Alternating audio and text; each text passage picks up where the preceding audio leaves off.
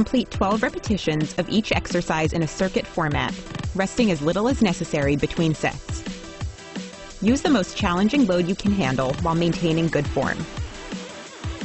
Repeat the complete circuit, exercises 1 through 6, for a total of 2 or 3 rounds.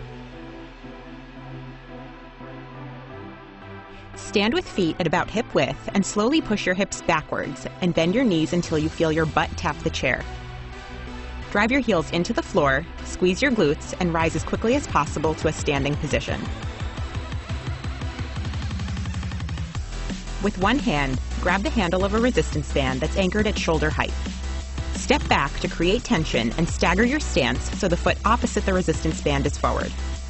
With your palm facing in, pull the handle back and down, using your back muscles to pull your elbow toward your hip. Slowly extend your arm to the starting position.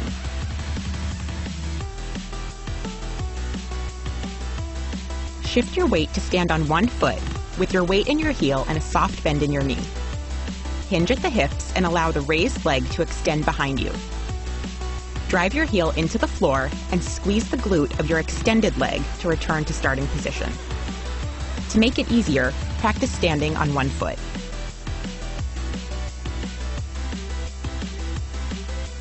Grip the handle of a resistance band with both hands at chest level and step sideways until you feel slight tension in the band. Press the handle forward and hold for a moment. Return the handle to your chest.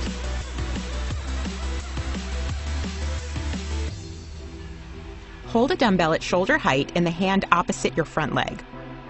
Press the weight overhead until your arm is fully extended. Slowly lower the weight to the starting position.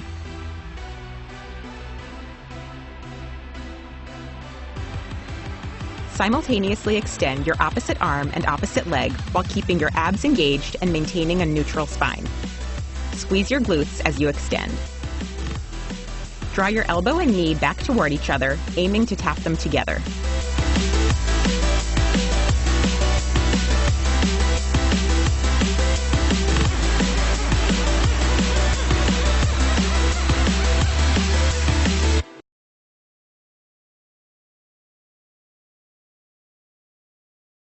Hi, David Wick, and today I'm going to teach you a simple way that you can begin to strengthen your feet, very inexpensive. You go to your local hardware store, that's where we are. You're going to get cylinders. You start with soft. So this thing right here, you find this in the plumbing section. It's soft and it has a yield. That's going to be your easiest. Then you're going to go diameters. The bigger the diameter, the easier it will be on your feet.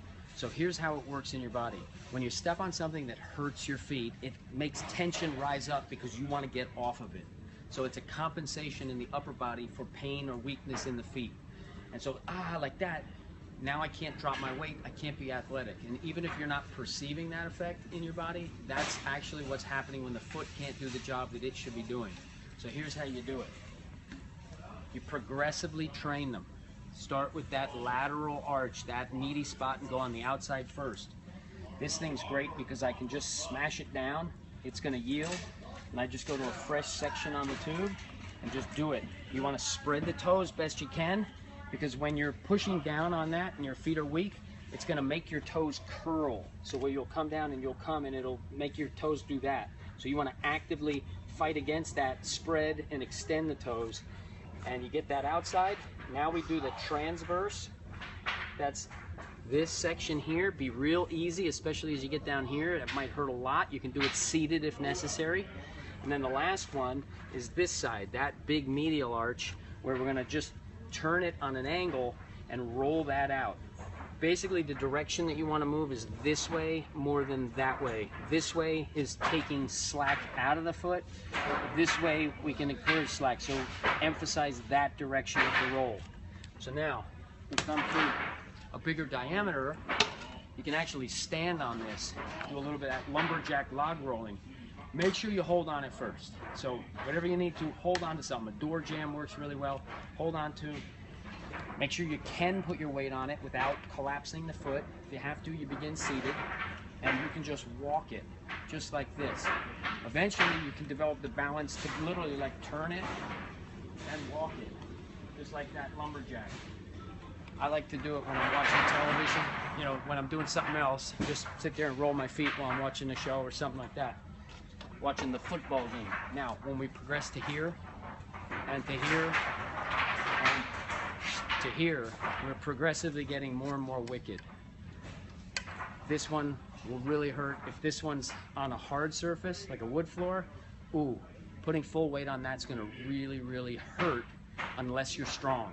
So, when we put that down, to be able to commit full weight to it, watch my whole body. So, look up, see how relaxed I am? And I'm putting full weight on that. I'm putting full weight.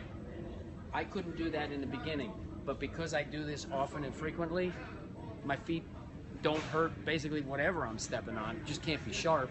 And now the rest of my body can be completely relaxed because my feet, the base is strong. And that's the whole idea. The stronger your feet, the more reserve you have through the rest of your body, the less tension you'll carry. So it's a very important thing to do. I advise you to do it. As simple as going to your hardware store, get this cheap gear, 10 or 20 bucks, and you can get started. Let me know how it works for you. Follow us at Wight Method. Visit WightMethod.com.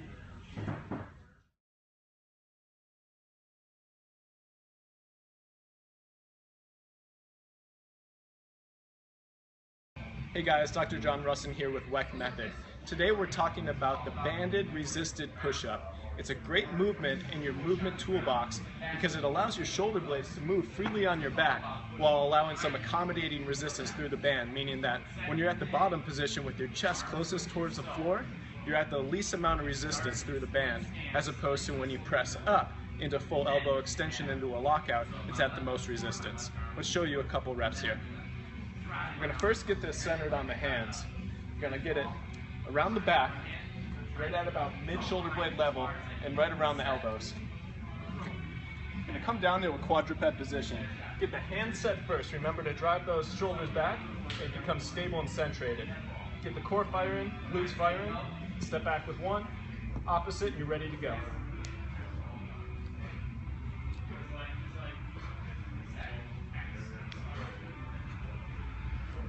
That's a banded push-up.